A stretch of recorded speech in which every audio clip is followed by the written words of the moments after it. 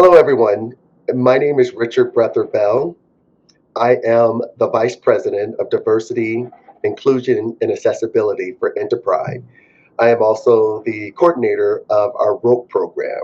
This is where we discuss issues of racism and other biases that take place against our community as well as within our community.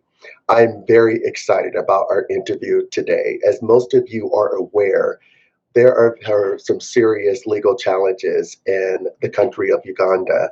We hear people and with different opinions, and we hear politicians give their viewpoints. But I want us to hear from someone who is intimately involved in the issues that are taking place in Uganda. So I have with me today my friend Steven. Steven, would you please introduce yourself and tell us about the organization that you're involved with? Thank you so much, Richard, and thank you everyone for listening in. So my name is Steven Muleme, and I do work with Visual Echoes for Human Rights Advocacy. It's VEHRA in short. So VEHRA advocates for LGBT rights in Uganda through sport, art, and economic empowerment. I am also the founder, and VEHRA was established in 2017. I'm the founder and the current executive director.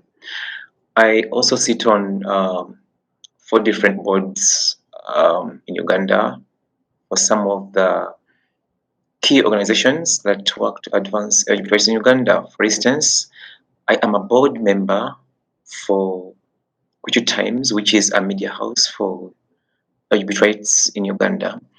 I'm also a member of InterPride. Happy to be a part of this discussion. Well, thank you. We're certainly happy to have you here.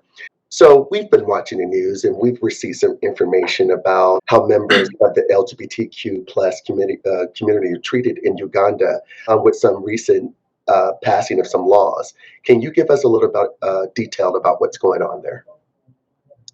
Wow. What's happening right now in Uganda, it's bizarre. We have a new law that was recently passed by the Uganda Parliament, the Anti-Homosexuality Act 2023. It was brought in Parliament by one of the honorable members, that is Asman Basalira, and it was being pushed by the Speaker of Parliament, Anita Mongo, including other members of the Parliament. Unlike other bills that have been coming into gestation, this was one of its kind, whereby it caught everyone's attention. Members of Parliament rushed to pass this bill, and the Speaker intimidated to name and shame those that would not vote in favor of the bill. So literally, members were on tension and in fear because they were being forced to vote for something. Some of them, I feel, didn't want to, but because they had forces behind them. So the bill was passed, and normally when it passes, it's given 30 days to the president to put his signature for it to become a law. And that 30 days are already down the road. The president called some of the NLM caucuses to State House in Entebbe, and the purpose was to discuss this bill. There was a lot of tension within the LGBT community that day because we thought he was going to put a signature. Unfortunately, or luckily, he didn't put a signature. And so he has since sent it back to Parliament for amendment. This is one of the most harshest bill ever in the world.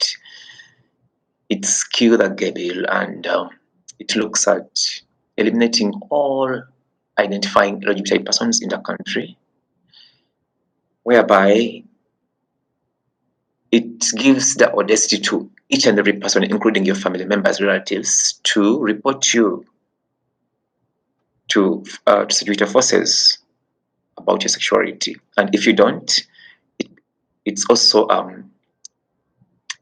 it's also a criminal for you not to report someone who is a member of the LGBT community. This bill gives landlords authority not to rent out LGBT persons, and if you dare do that, you're liable to imprisonment, not less than 7 years. And this bill, it has all those nasty clauses. I mean, it gives opportunity to healthy practitioners not to allow any or not to treat any LGBT person in any hospital in Uganda. It gives powers to religious leaders to report those who go for confession.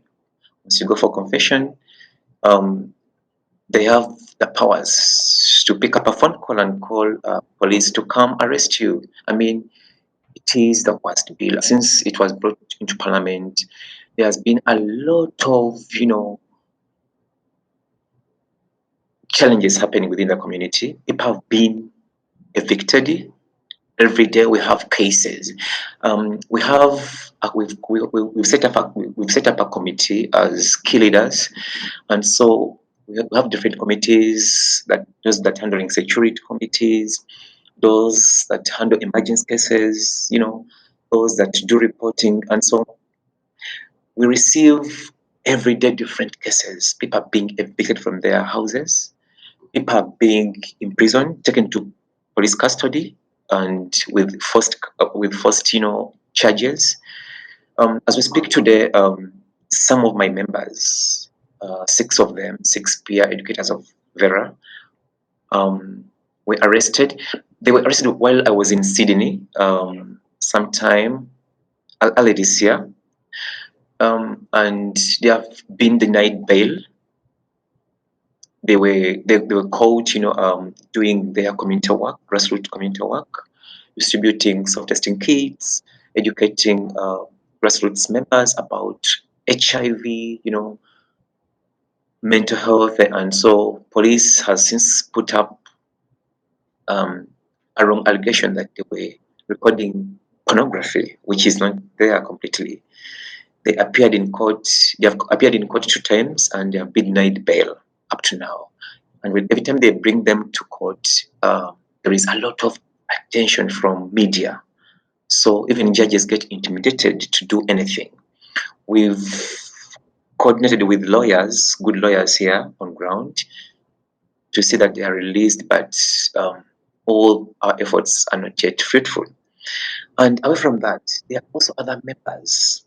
Myself, as I speak, I have been receiving lots of intimidations from strange phone calls. Actually, I was forced to change my phone call just a week ago, rather my phone number, because every day I receive different phone calls, text messages, on WhatsApp, on my social media platforms, people inboxing me, wanting to meet me, asking me to recruit, to train them how to become gays, asking me to give them money so that they can sleep with me. I mean, it's a lot that keeps on coming in, and some have been intimidating to kill me. And I have been able to record some of those, threats. I have them in my phone. It's not safe in Uganda anymore, I would say. Everyone is on the run. Everyone is on the run. You look for a safer place, but trust me, even the safest places, even those that we call safe places are not safe anymore, because you can't keep hiding forever. These people have our contact details.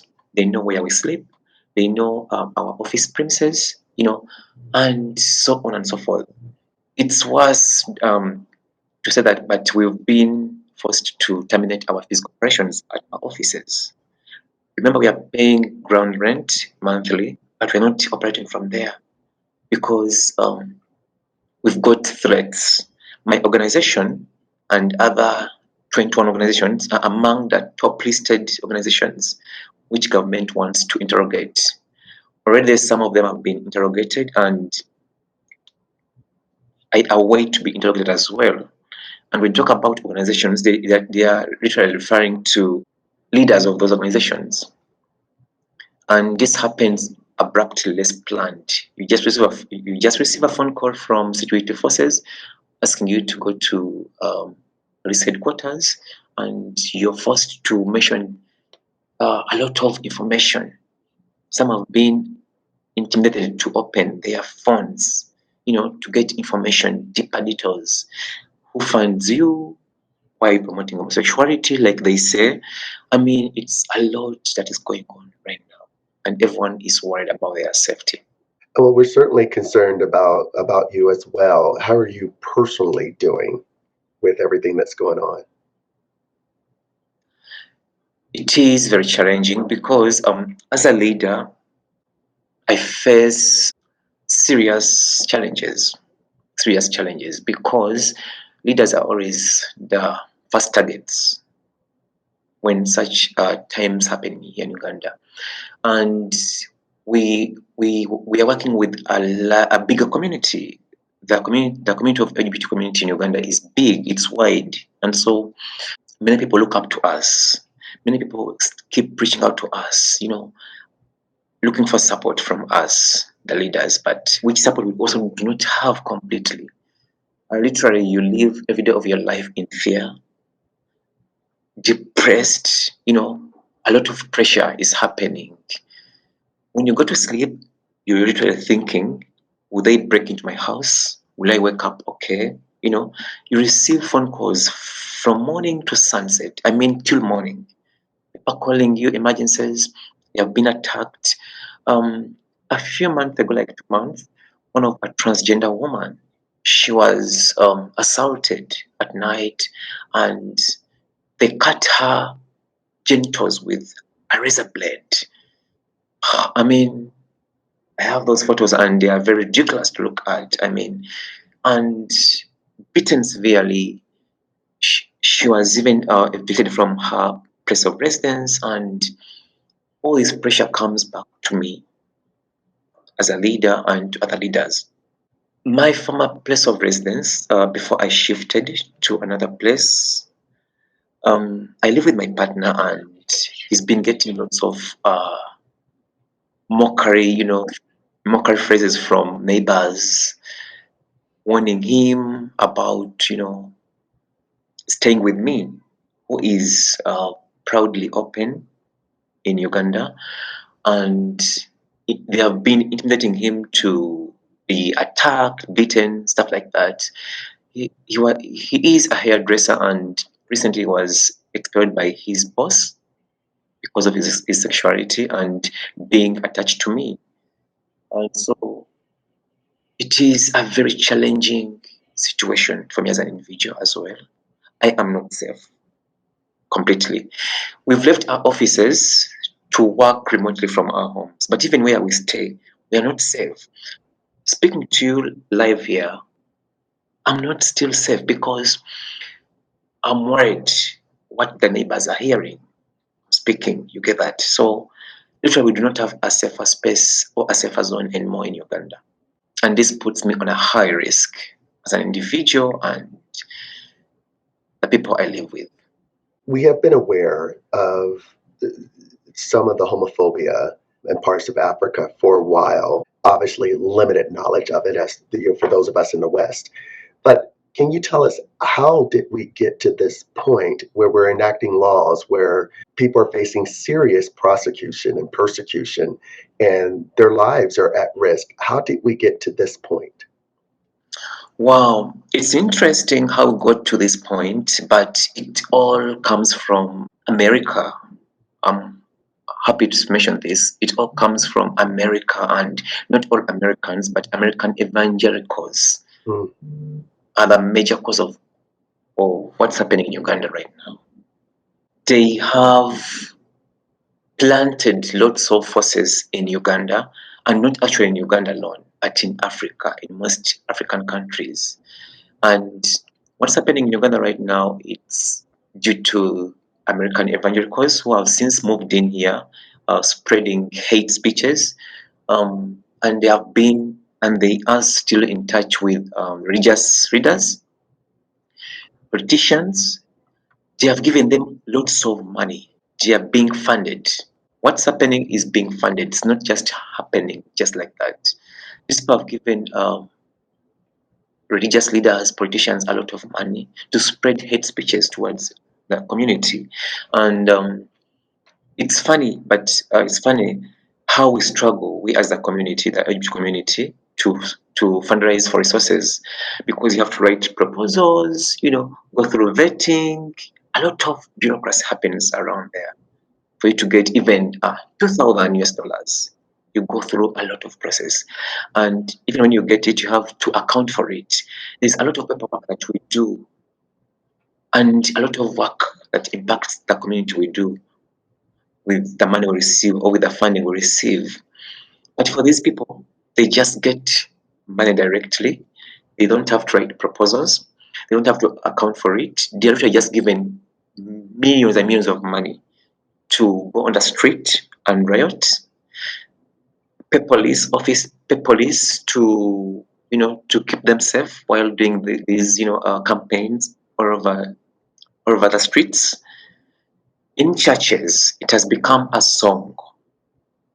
It's become a selling song. Whichever church you go to, they're talking about LGBT, LGBT. Police posts, it's LGBT. Politicians, it's LGBT. I mean, this is how they have been treated, or this is how they have been, if I lack a better word, but that's how they have been impacted with very harsh,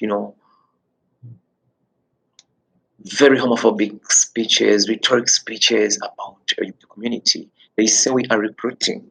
Up to now, we fail to understand what they call recruitment, because we've not seen anyone coming out claiming that they were recruited. No one comes out completely. There are so many cases that have been happening in police, in courts, but no one has come out to say that they were recruited by a homosexual or by a gay person or by a lesbian person. It's not there completely. These are all setups for them, to get sympathy. And it's funny, but the African setting is so cruel. They use culture and religion, to manipulate the LGBT community. They say they are protecting their cultures. They are protecting our culture, our culture, our culture. It's become a mouthpick everywhere. Which culture that really tells someone to kill another person? Which culture gives you the audacity to harass someone because of how they identify? I don't understand that culture. I don't get it. Much as I live in Africa and I'm from Africa and I'm an African man, I don't get it at all. So it's very absurd. We thought we had moved a step further, but again we are going back to zero. What we are experiencing right now, we experienced it years ago in 2013, rather in 2003, 2014.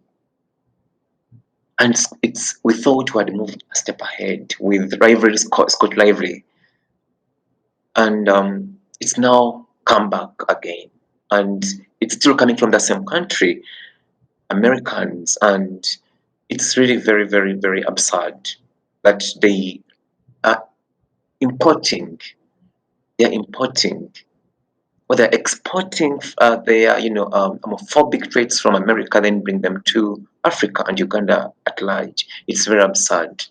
Do you think what is occurring in Uganda now, the passing of these horrific laws, the horrific treatment that members of the LGBTQ plus community are suffering, is this something that can happen in the West? Is it something that can happen in America? I'm not so sure, but I think it could at some point. Not so much like here in Uganda, because I believe America is developed. America is developed. There are so many diverse people living in America. People are informed. I mean, it could happen, but at a very small scale. At a very small scale, and maybe on a scale of 1 to 10, could be 1% or 2%. For those who may be listening and wondering what they can do, what would you suggest to them? Wow. There are so many ways you can support us from overseas. One, of course, creating campaigns that put pressure on the Ugandan government to stop the president from signing this draconian bill law. You could support by putting visa bans to all those that participated in the passing of this, rhetoric bill. You could do that because, much as they say, what is happening here is being imported from the West. On contrary, these people love traveling to America, they love traveling to Europe. I mean, they're the rich people in the country. Their children, their siblings, started from overseas. When they fall sick, it is easier for them to get on a plane and get to America, to UK for treatment. They do that oftenly. When they want to go for holidays, they just get into a plane and travel to those countries, which countries they are against for. And trust me, they love doing this. They love doing this. They love living a very luxurious life. They love seeing their siblings, their children studying from abroad. So if we can work hand in hand, we are happy. I'm happy to share the names of those parliamentarians and other key figures who have participated in the passing of this law. Let diplomats, you can engage diplomats, and they are being restricted to travel to these countries. That would be one way. The other thing is stop funding these corrupt officials, stop funding corrupt governments, because the money you're giving them is what is being used right now to torture us. Unless you stop giving the government funding, what's happening here won't stop. Because the tear gas they spray onto us, everything that happens onto a common person here, it's because they have a lot of money, and which money comes from the West. You could stop doing that, because trust me, Uganda is a very corrupt country. The government is very corrupt, and it can't establish itself. It can't stand alone. The biggest percentage of the Ugandan budget, the annual budget, it's majorly funded by Westerners, 80%. Meaning, if you cut off this aid, trust me, they will not be able to do anything. We have Global Fund, we have UKAID. Those big funders who have been supporting funding HIV, services in Uganda, largely being funded by Westerners. The government, Uganda as a country, cannot do that on its own unless it's being supported. And so if you stop this, it will scare them completely. It will scare them completely. That's another way you can support.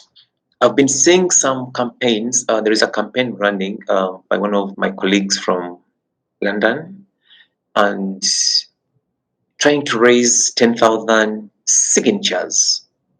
Okay, 10,000 signatures to ban all the MPs, members of parliament that participated in this bill. And that's another way you can support us. You can come up with, creative campaigns that puts the government on pressure to stop them from moving forward with this, bill. The other thing is support us, the activists. We need your support. We don't have the resources. Our lives are in danger. Much as we are still here, but there are some safer places where we can hide to, where we can go to for our safety and continue our work. We can only do this if we are safe. I can only be able to speak to you because I'm safe right now. But if I'm killed, if anything happens to me, then you won't be able to speak to me. So give us the support us.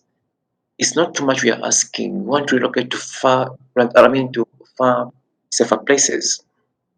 That's one way. Um, there are so many interventions we are doing on ground. They require resources, transport, legal fees, you know, even feeding. Many of our community members are on ART treatment. They are starving in their houses. They don't have what to eat. They are on medication, and everyone is isolated because they fear going out in the public. Support us. We are holding on to your support. We've tried to do our best on ground as grassroots leaders, as key leaders. We've tried to do our best, and we are still doing it. We are resilient people. Many of our colleagues have flown out of the country, left the country for asylum. But we've said some of us have decided to stay, not because we want, but if everyone keeps on going and going, that means we are being, put down. We are being overpowered, by the mainstream community. This is who I am, and I don't seek any apology from anyone. This is how I identify, this is who I am, and I'll die for the truth. Which truth is, because I know I'm not breaking any law. I'm not, doing anything illegal. For me to love the person of my choice. For me to speak out what is not right in the country. But also the other thing, the other way you can support to some of our colleagues who cannot withstand the pressure on ground and they want to seek asylum to safer countries or places, you could talk to diplomats at different embassies to ease the process, because even the process alone is very hard. Going to an American embassy to get a visa, it's a long process. They will require a lot of information, a lot of things, and not only for American embassy, but all other embassies. So you could do work to push them at least somewhat to favor the LGBT community. I know some people will also use these chances to, penetrate through into opportunities, but we are on ground. We've worked with this community for some good years. We know who the real people are, and we know who are those traitors who just try to penetrate into us. Use us, contact us, reach out to us. It's not too much to reach out to me, ask me, and I'm happy to provide information that you need. Thank you.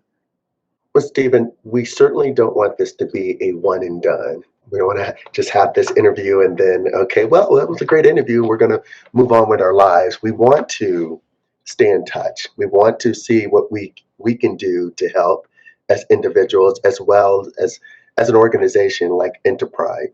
I want to tell you that personally, I appreciate your courage.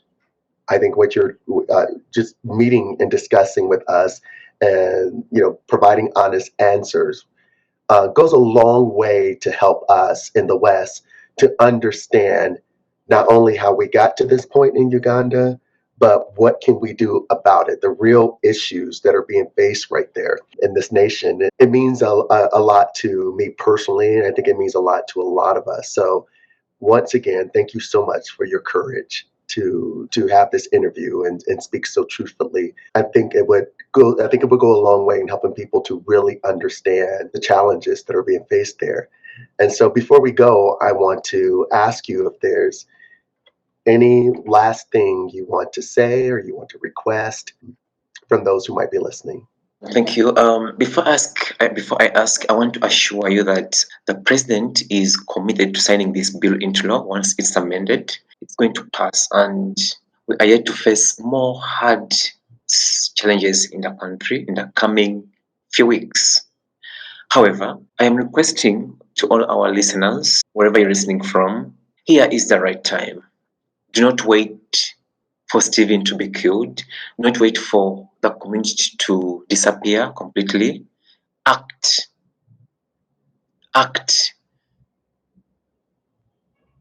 Support us. I need support as an individual. I need to move to a safer place for my safety. I work with a staff of 9 people. They are vulnerable to attacks. They have been intimidated over and over. And just giving someone $1,000, they could get accommodation for 4 months ahead. I mean, help us in whichever way possible, and reach out to us. We are happy to support you back with whatever questions you might be having. And yes, keep us in your thoughts. But I also want to tell you that I'm very resilient about what's happening in the country. I am not so ready to give up. This is who I am, and I am committed to it. Thank you. Thank you. Thank you so much. Please feel safe till we're able to meet again. And thank you once again. Thank you, Richard. It's been really a pleasure speaking to you, and thanks to everyone for listening in. I look forward to having such similar engagements with you all. Thank you. Absolutely.